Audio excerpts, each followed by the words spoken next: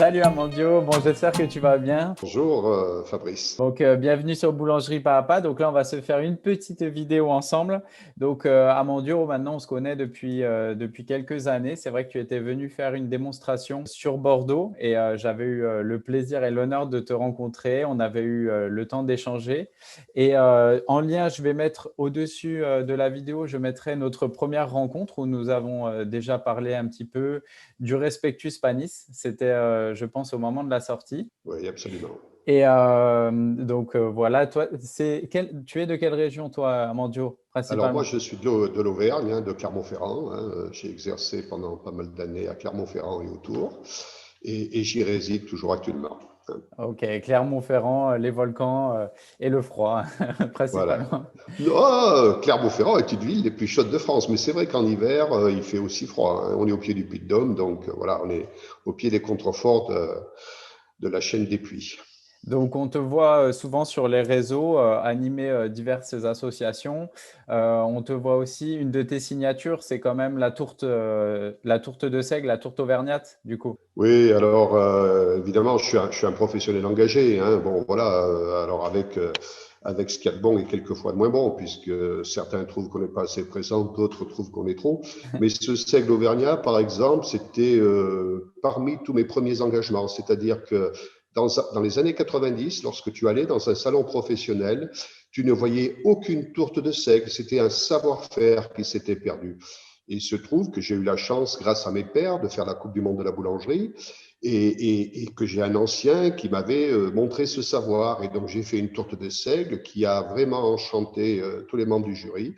Et c'est comme ça que tout doucement, en faisant des formations, eh bien, on a essaimé finalement ce savoir-faire qui se perdait et qu'aujourd'hui, n'importe quel artisan de qualité, n'importe quel meilleur ouvrier de France est très, très fier donc de réussir parce que c'est pour moi une des deux reines de la fermentation. C'est-à-dire que à un bout de l'échelle, tu as le panettone qui se fait sur 3 jours, qui est un produit extraordinairement sensible, technique, et c'est le plus long, donc 3 jours. Et puis tu as à l'autre bout la tourte de seigle qui est tout aussi sensible, aussi technique, peut-être un peu moins complexe quand même, mais qui se fait en 3 heures. Et entre les deux, eh ben, tu as tout l'art de la boulangerie qui s'exprime. Et donc, c'est pour ça que je suis très, très fier aujourd'hui d'avoir relancé, d'être à l'origine, hein, parce que depuis, il y a plein de très, très bons professionnels qui le font et qui transmettent à leur tour le savoir. Mais voilà, donc on est tous quelque part importants dans le rouage de la boulangerie et la transmission, c'est essentiel. C'est pour ça que nous sommes là aujourd'hui d'ailleurs. Donc, merci. Bon, en quelques instants, en une minute, vous voyez un petit peu l'univers d'Amandio. Donc, moi, je suis honoré parce que Amandio est mon parrain chez les ambassadeurs du pain. Et c'est vrai que c'est des choses que je défends. C'est le savoir-faire artisanal. Donc là, on est d'accord. Aujourd'hui, Amandio, on va parler de la méthode inversée, de la technique inversée. C'est pour ça que je voulais t'avoir parce qu'il y a il y a le livre des ambassadeurs, le nouveau qui est sorti. Et on attendait cette sortie pour que tu puisses communiquer, nous expliquer un petit peu cette méthode. Donc, vas-y, je te laisse la parole, Amandio. Alors, cette méthode, je l'ai appelée, j'en suis à l'origine, hein, c'est moi qui ai codifié les grands principes. Et puis ensuite, il y a des garçons comme formidables, hein, comme professionnels, comme Thomas Planchot, par exemple, qui a approfondi, a participé à approfondir ces principes en présentant, par exemple, il y a pas très longtemps d'ailleurs, hein, un pain extraordinaire au dire du jury au concours meilleur ouvrier de France. Hein, donc c'est quelque chose qui n'existait pas dans le métier, puisqu'en fait, pourquoi on l'appelle inversé? Alors, c'est une réflexion de 30 ans hein, de ma part, hein. Il m'a fallu 30 ans d'expérience pour arriver à réfléchir à cette façon de faire. Finalement, on fait d'abord faire la fermentation pendant une vingtaine d'heures, hein, et ce n'est qu'à la fin de cette vingtaine d'heures de fermentation qu'on va incorporer le sel et le levain. Hein, on va faire deux types de fermentation, je vais l'expliquer après. Hein. Mais le fait du terme inversé, c'est ça. Habituellement, dans tous les produits de boulangerie, avant d'entamer la phase de fermentation, on met tous les ingrédients, y compris le sel. Mm. Là, on met tous les ingrédients, si j'ose dire, sauf le sel. Parce que tu sais comme moi, Fabrice et nos collègues le savent, que le sel a un impact sur le réseau protéique, sur le gluten. hein. Il va raccourcir le gluten, comme peut le raccourcir l'acidité du vin, entre autres, hein. Et donc, on va se servir, en fait, c'est un produit, alors je voudrais le dire, hein, là, aux gens qui vont nous écouter, nous regarder, que c'est le pain certainement le plus simple à faire au monde, hein. Mais quand vous allez avoir les explications techniques, vous allez voir que c'est quelque chose qui est très, très profond techniquement, qui va chercher très, très loin, hein. C'est là que s'exprime tout l'art boulanger, toute la connaissance de la boulangerie, à la fois technique et scientifique. Alors, on n'est pas obligé de l'avoir, il suffit d'appliquer la recette. Et c'est d'ailleurs pour ça qu'on voit sur les réseaux sociaux des pains faits par des apprentis assez extraordinaires. Voilà. Donc, voilà pour un éclairage global. Alors, la pratique. Dans la pratique, donc, on va faire 2 fermentations sur 20 heures distinctes. D'un côté, nous allons mettre la farine ou les composants, hein, ça peut être aussi avec des légumineuses, etc., céréales, voilà, on fait un mélange fermenté à la levure, d'un côté. Okay. Et on va faire un autre mélange concomitamment, en parallèle, en même temps, au levain. Il faut faire un vrai levain, d'accord ? Donc, dans ce mélange, par exemple, je prends l'exemple d'un pain complet qu'on peut faire comme ça, mais il faut savoir que cette technique, Fabrice, elle permet de faire tout un tas de pains, sauf peut-être la baguette et encore. Ça dépend quel type de baguette on parle. Hein, c'est-à-dire que vous pouvez faire des pains signature extraordinaires avec ça, vous pouvez faire échafauder la recette que vous souhaitez, et sur ce principe-là, on peut faire des pains sensationnels en matière gastronomique, mais aussi en matière nutritionnelle. Okay. C'est ça l'intérêt de la méthode, c'est d'aller beaucoup plus loin sur l'aspect nutritionnel. Alors, donc, comment on fait? Ben, on va prendre, je prends l'exemple du pain complet, c'est peut-être le plus simple, comme ça parle plus aux gens. On va prendre la farine complète et je ne vais pas mettre de céréales, de légumineuses, simplement une farine type 150 intégrale, voilà. Donc, on va prendre, par exemple, 2 kilos de cette farine intégrale et on va y mettre 6 grammes de levure. Et quasiment, alors je fais un pain en moule, attention, on reviendra là-dessus tout à l'heure. Je fais un pain en moule, donc un pain très hydraté, hein. Je vais quasiment mettre 100% d'eau, donc presque 2 litres d'eau, et je vais mettre 6 grammes de levure. C'est 10 fois plus qu'il en faudrait, d'accord? C'est volontaire. Okay. Là, on va parler technique, hein. C'est volontaire. Pourquoi je mets 6 grammes de levure?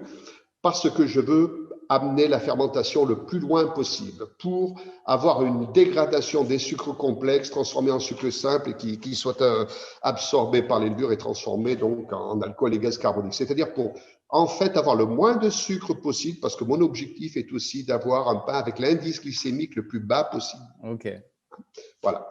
Donc, dans l'absolu, je mets un demi-gramme de levure, ça fermente, hein, il n'y a pas de problème. Là, parce que je ne mets pas le sel, attention, parce que je ne mets pas le sel, la protéine est beaucoup plus tolérante et à la levure, je peux aller très, très loin. Et vous allez voir qu'au final, cette levure va aussi me servir à autre chose. Donc, voilà. On est parti donc pour ma première. Alors, température de base, on s'en fiche, hein, on fait une température de labo parce que même avec 6 grammes de levure, on peut laisser le bac dans le labo. On n'est même pas obligé de le mettre en chambre, hein, sauf s'il faisait 35 en été. Et même à 35 en été, on pourrait descendre 1 gramme de levure et on pourrait le laisser à l'extérieur pareil parce que la levure, comment dirais-je, ne procure que très très lentement un peu d'acidité en fait, hein. Okay. Il faut aller très très loin dans la fermentation pour avoir de l'acidité avec la levure, hein. Okay. Voilà. Donc ça, j'espère que je suis clair, Fabrice, sur ce premier le mélange. Premier bac. Hein. Okay. Bon. Alors ensuite, on va faire un deuxième mélange. Donc à côté, on va faire le levain. Donc on va ensemencer. Alors on est toujours en température ambiante, on ne passe pas par les chambres, hein. Oui. Alors on peut passer par les chambres. Si on veut mettre à 20 degrés en chambre, on peut, ça ne pose aucun problème, hein. Mais là, moi, dans ce que je préconise, il n'y a même pas besoin de la chambre. Donc tous les boulangers peuvent essayer. Tous les centres de formation peuvent essayer. Donc, à côté, je vais prendre donc un levain. Alors, je vais mettre donc 1 kg de farine, 1 litre d'eau, et je vais mettre, alors, en général, entre 10 et 15 grammes de levain au kilo. Donc, entre 20 et 30 grammes de levain, si tu veux, pour les 2 kilos de masse, en fait, hein. Voilà. Tout dépend aussi de ma qualité de levain. Ok. Et toi, tu parles de levain liquide?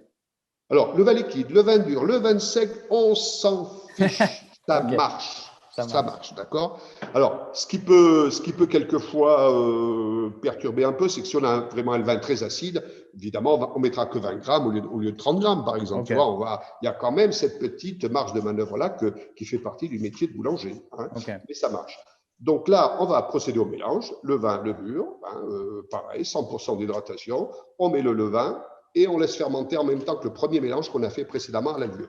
ok, On met tout ça dans le labo et on laisse 20 heures de fermentation. Même si ok, c'est 22 heures, ça pose aucun problème. Si c'est 18, ça marche aussi. ok, ça marche. Voilà. Le lendemain, donc, quand on a fait ça, le lendemain, on arrive.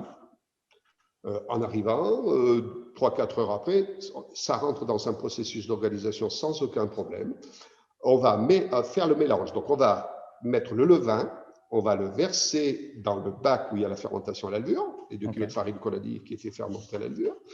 On va rajouter le sel, d'accord, pour les deux mélanges, bien sûr, hein, en fonction de la quantité. Et on va mélanger à la main si c'est une petite quantité, au batteur ou au pétrin, même si on en avait une très très grosse quantité. Ça ne pose strictement aucun problème. On mélange et à peine que tu commences à mélanger, tu vois tout de suite que le réseau se forme. Parce qu'il faut dire que quand tu arrives, tu regardes ça, c'est de la bouillie à cochon. Hein. Ouais, Autrefois, on ouais. appelait ça de la bouillie la soupe à cochon. Quoi. Quand on faisait la soupe avec du son pour le cochon, ça fait le même résultat en fait. Hein. Alors que là, c'est pour l'humain, c'est un produit noble et c'est pour l'humain. Hein.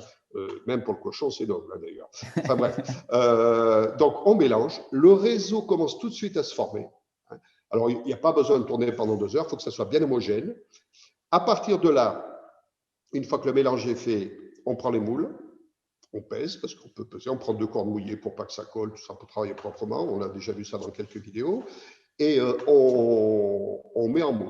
Hein. On met en moule. Alors là, par contre, c'est très important. Il faut faire très attention à ne pas dépasser 20 minutes d'après. Ouais, ok. Parce que sinon, si tu veux, ça se relâche, tu perds le réseau et tu n'as plus la poussée gazeuse. Tu n'as plus le produit qui est joli, qui s'ouvre comme un cake, par Ouais, exemple, ouais. tu vois. Et donc, il faut faire très attention. Donc, 20 minutes, c'est-à-dire que, bon, ça va vite, hein, 20 minutes, attention. Hein. Oui, oui. On pourrait, dans l'absolu, le mettre au four direct. Parce qu'il y a une telle quantité de fermentation qu'il y a une poussée gazeuse et tu as quand même un très, très joli produit, peut-être un léger point plus dense, si tu veux, mais Ouais. ça reste un produit formidable, hein, il n'y a aucun problème. Hein. Voilà, donc juste avant la mise au four, on farine un petit peu, on prend un triangle de pâtissier ou un coupe-pâte carré, on le trempe dans l'eau et on fait une entaille de 1 cm Ok. avec le coupe-pâte mouillé, donc, ou le triangle mouillé, pour faire une incision, si tu veux, pour que ça s'ouvre comme un cake, en fait, et c'est très, très joli. Voilà un petit peu quel est le principe. Alors, Et, ça, c'est pour un pain qui est moulé.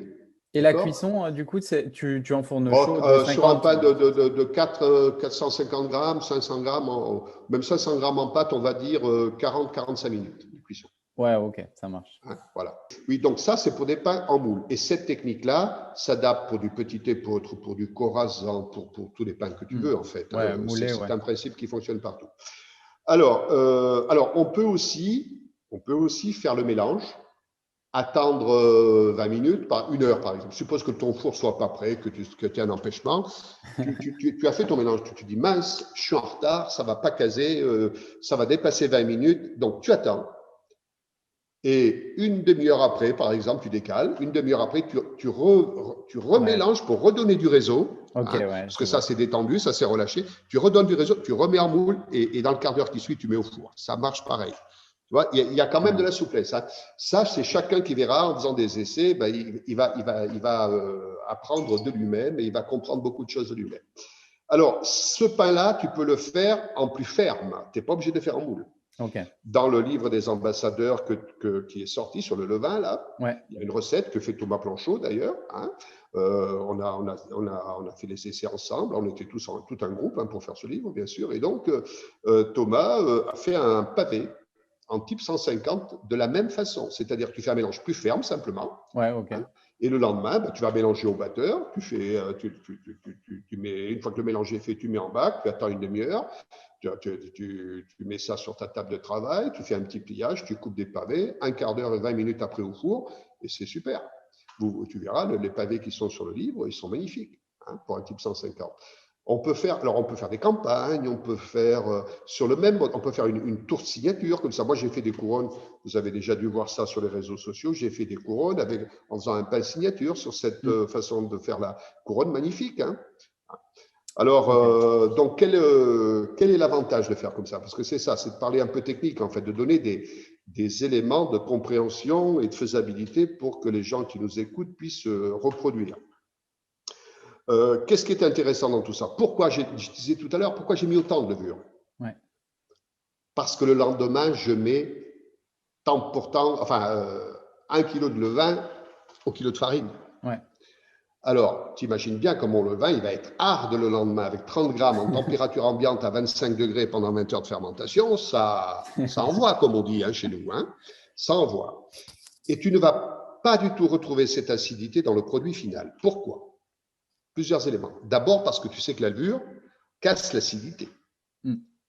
Donc, la levure, elle est bénéfique pour baisser l'indice glycémique, mais aussi pour aller contrecarrer le côté excessif de l'acidité du levain. Donc, en fait, je vais me retrouver avec un pH à la sortie qui n'est pas obligatoire, qui est même pas au levain, même avec une telle quantité de levure. Je vais être, alors à vue de nez, puisqu'on doit faire des analyses là-dessus prochainement avec les ambassadeurs, mais je vais être largement à 4,5, 5 de pH, ce qui est l'optimum de la biodisponibilité des minéraux. Je n'ai pas besoin de descendre en dessous, tu comprends?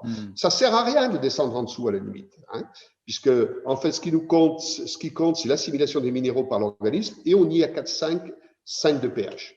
Et la levure me permet de monter en levain en ayant un pH raisonnable. D'accord? Bon.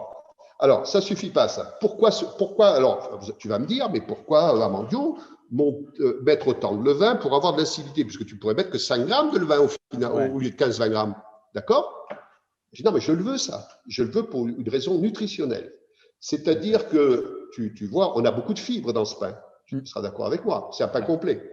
Et si tu rajoutes des légumineuses ou des graines de céréales, tu as encore plus de fibres. Il faut savoir qu'en matière de cholestérol, tu as les deux types de fibres qui rentrent en ligne de compte, c'est les fibres solubles et insolubles. On élimine beaucoup plus de cholestérol si on a un bon pourcentage de fibres solubles. Et la fermentation au levain poussée a la capacité de transformer une partie des fibres insolubles en fibres solubles.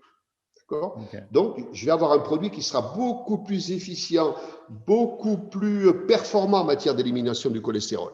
Hein, sans changer les ingrédients, en fait. Je ne suis pas obligé de bourrer en son pour avoir cet effet-là, tu vois ce que je veux dire, hein, pour parler simplement. Hein. Voilà, donc en fait, tout s'articule. Et là, si tu veux, tout ça, ça m'aide aussi à quoi? Tu sais qu'il y a 3 leviers pour baisser l'indice glycémique. Hein. Le premier levier, c'est de ne pas pétrir, d'accord? De faire un mélange comme on fait à la main, même si tu le fais au batteur, si tu fais un mélange, c'est pour ça que Respectus Panis globalement est intéressant, c'est que plus tu pétris, plus tu vas séparer l'amidon du gluten. Et ça va avoir 2 inconvénients, d'ailleurs, pas que sur l'indice glycémique, c'est-à-dire que tu rends le gluten plus indigeste. Et en même temps, si tu sépares l'amidon du gluten, l'amidon va être absorbé beaucoup plus rapidement et donc tu vas faire monter les pics de glycémie. Donc, premier levier, pour baisser l'indice glycémique, on ne pétrit pas ou très peu. On essaie d'avoir du réseau par la fermentation et par l'activité enzymatique. Deuxième levier, on va jouer sur la granulométrie de la farine.